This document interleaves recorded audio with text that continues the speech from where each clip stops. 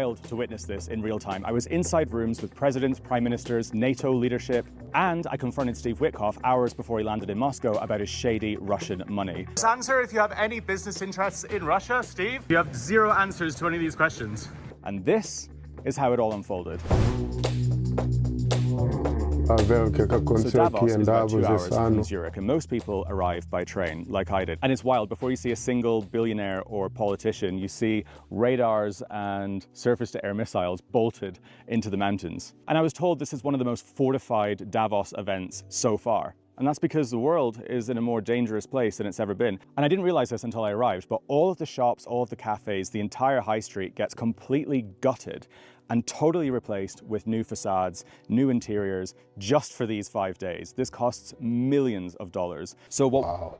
Eles investem muito mesmo nessa organização. Would be a normal Timberland store or a high street cafe would then be rebranded into what is called a house. And it's basically geopolitical cosplay with champagne and caviar. And this year there were a bunch of AI houses, tech startup houses, and basically companies that are getting started that want legitimacy on the world stage. So they spend millions of dollars so that world leaders, politicians, major journalists who are walking down the promenade can see their branding, see their name, they can buy legitimacy. But there's one country that no longer has a house.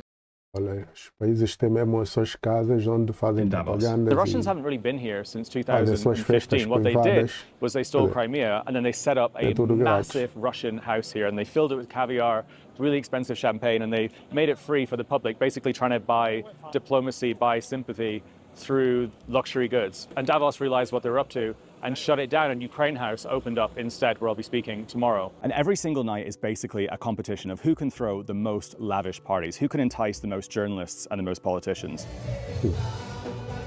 And literally everything is free. All the champagne, all the cocktails, all the canapes at every single one of these places. Journalists, politicians, lobbyists, spies, all mixing in one place. And the whole place basically just feels like a massive club.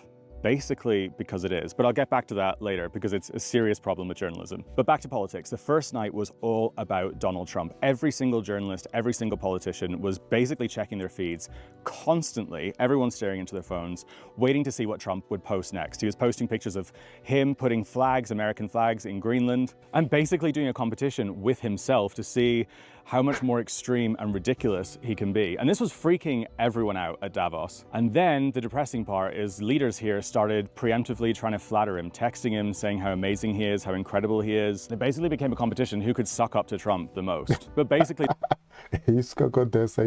diplomacy here was reduced to anxiety management. So that was the first night. And then Trump arrived. Tonight, President Trump leaves for Davos, Switzerland, where he will push his America First message at the World Economic Forum's annual... I had never seen anything like this. Multiple helicopters all coming into this airfield, heavily fortified, and an entourage pulls up. And it was so anticipated that there were literally politicians and journalists and diplomats like fighting their way to get into this room. People that would normally be incredibly civil, probably something that's never happened at Davos before. I was talking to some of the politicians at the time and they were like, people were literally like wrestling past each other to try and get into that room to see Donald Trump. So suddenly you had all these journalists and politicians who couldn't get Donald Trump o maior celebridade da atualidade. Access to the room, scrambling down the promenade, trying to find somewhere to watch the live stream. And I happened to be in Ukraine House when this was happening, which was fascinating because I got to see the reaction from politicians, from people in media. People were genuinely not believing what they were hearing. They called me daddy, right, last time?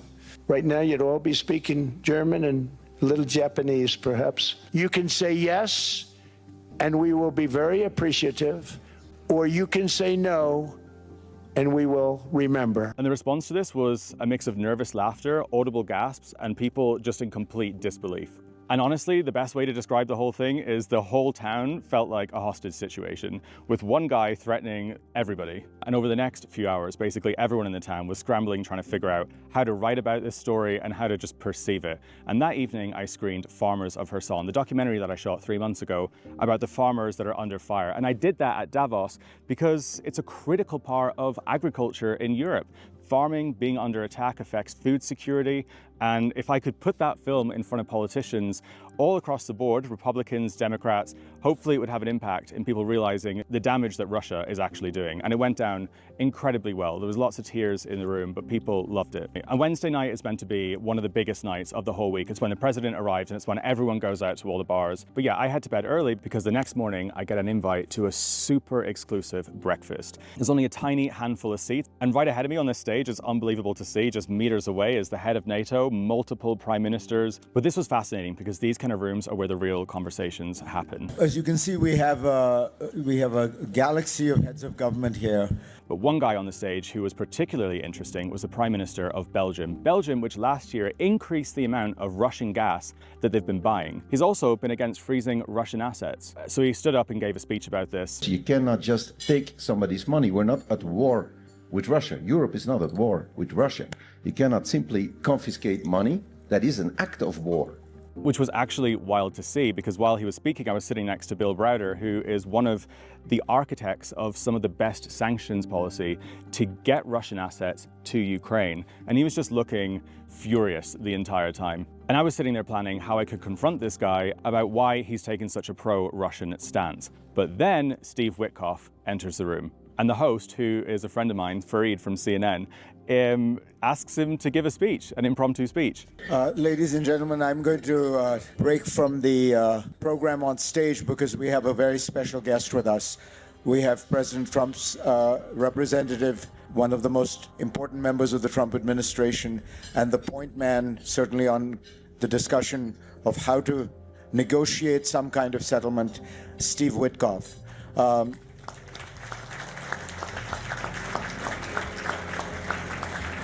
I think we've made a lot of progress.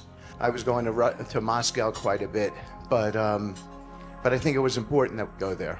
And he stands up and he says proudly that he's going to Moscow that evening to finally strike a peace deal. His 7th trip to Moscow, by the way, with Vladimir Putin. And this is in front of the mayor of Kyiv. This is in front of some of the soldiers who have literally been fighting in Pokrovsk and full of Ukrainians. He puts out constant Kremlin propaganda. He says that the referendums that have been carried out at gunpoint in occupied territories are legitimate. Donbass, yes. Crimea, there have been referendums where the overwhelming majority of the people have indicated that they want to be under Russian rule. These are Russian territories, that there are referendums that justify these actions. And while he's speaking, I remember reading a report in Byline Times about his dodgy finances linked to Russia, basically showing evidence that his real estate company had direct financial ties. And I was sitting there checking my phone to see if anyone had confronted him about this in person, and there were 0 results. And he had just done a flattering hour-long piece with Bloomberg at Bloomberg House. We look forward to your speech, and we thank you for your time. Thank you, We know you're Anne-Marie. incredibly busy. You have tons of negotiations on the sideline here at the World Economic Forum. Of course, that was the president's special envoy, Steve Witkoff. And they didn't mention a single thing about it. And this is critical. You cannot sit on a negotiating seat if you've got financial interests with one party. So, the second he left the room, I ran straight after him. Since the beginning of the negotiations, you've repeated Russian Kremlin talking points. Why have you been doing that? Steve, do you have any interests at all, business-wise, in Russia? Why do you obsess with spending more time in Moscow than you do in Kyiv? Now, this is really critical because all Steve had to do was say no. All he had to do was say, what are you talking about? That's ridiculous. But he purposely didn't answer. It's got about 1 million views as soon as I posted it on X. And what was so surreal is literally hours after I was confronting him, he was shaking hands with Putin, about midnight that night. And I'm glad I did this because I met with journalists that evening who had been investigating him, who basically told me that they were worried about getting sued because the Trump family or him would go after them, which obviously I don't give a fuck about. And honestly, I woke up this morning feeling pretty angry about this because Bloomberg, Politico, these places spend millions of dollars having a house, a headquarters, a base in Davos. They've got massive resources.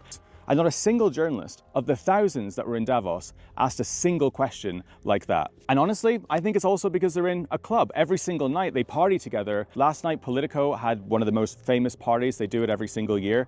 Politicians, whether they're corrupt or not, all attend with journalists. Everyone laughs and jokes together. And honestly, I think this is why this is happening. And this morning, I literally got a text from a friend at Davos saying, you know, you're not going to get invited to any of these parties next year at Davos. And this is why the whole thing is so frustrating, because the point of journalism isn't to be in a club isn't to go to the party, a Politico house, and party with politicians. The point of journalism is to hold power to account and to tell the truth.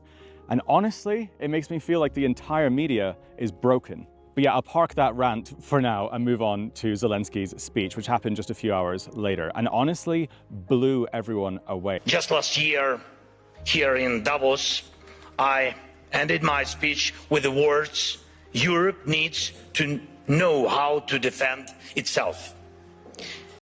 A year has passed and nothing has changed. Today, Europe relies only on the belief that if danger comes, NATO will act. But no one has really seen the alliance in action. Europe looks lost. We should not accept that Europe is just a salad of small and middle powers seasoned with enemies of Europe. When united, we are truly invincible. For the last 4 years, Ukraine has been portrayed as a charity case, as a country that just desperately needs help. And the president basically stood up and told Europe to get its shit together, told Europe to grow up, start acting like a serious continent. He said this time last year, there were going to be security guarantees, Europe were going to bolster its defense against Russia, and we're in exactly the same boat. And honestly, this is exactly what needed to be said. A, it's good for Ukraine because it stops Ukraine looking like a charity case, a country with a strong footing and a country that's confident. But it also is a shake-up to European leaders, and it might have actually worked because 24 hours after that speech, France stormed one of the Russian Shadow Fleet boats, and Macron put out a very, very bold message with that. Macron added that France would not tolerate violations of international maritime rules. The ship is subject to sanctions and was allegedly operating under a questionable flag. And maybe this is the moment. Maybe this is the moment that Europe actually starts getting its act together, realizing that it can't just wait for America to come and solve all of its problems. And this could be the shake-up that NATO's needed since its beginning. And speaking to politicians behind the scenes and the reaction to this whole week as well, they basically said that America is no longer a reliable partner for European defense. And honestly, maybe that's a good thing. Maybe Europeans and European nations need to start getting their act together and start figuring out how to defend themselves. This could maybe be the moment that this begins. And that is why I think this is one of the most significant weeks for politics in decades. And that's why this week wasn't Davos as usual. This was Davos confronting a post-American guarantee world. I mean, you guys are still playing by all set of rules, everybody. And I hope it's dawning on the world what we're up against. But yeah, my final takeaway is Davos is meant to be about discussing solutions. But this year ended up revealing all the problems. So thank you so much for watching. A visão de quem esteve em Davos e viu em primeira mão muitas coisas, que aquilo são clubes, né, que fazem aquilo e pronto, se quiseres participar no próximo ano, já sabes, tens que agradar todo mundo, mesmo sendo jornalista. O jornalista está lá para analisar as coisas e fazer jornalismo, né, que é informar as pessoas de tudo o que é que está acontecendo, mas nem isso que acontece lá.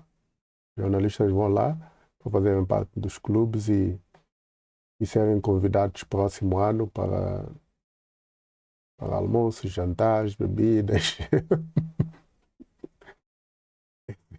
Esse é o mundo em que estamos hoje em dia. O jornalista não faz o seu trabalho. Vai lá para ser subornado aí com bebidas e comidas e pronto.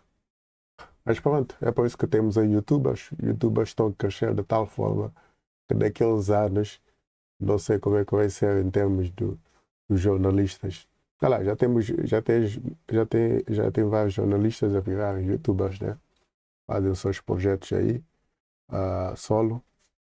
E pronto, escutamos aí a fazer também aqui no Volátil Media. Vamos ver aí as coisas e partilhar. Pronto, subscreva esse canal humilde que está a começar agora e daqui a uns anos, se tudo correr bem, continuamos aí persistentes, aí, determinados a fazer as coisas acontecerem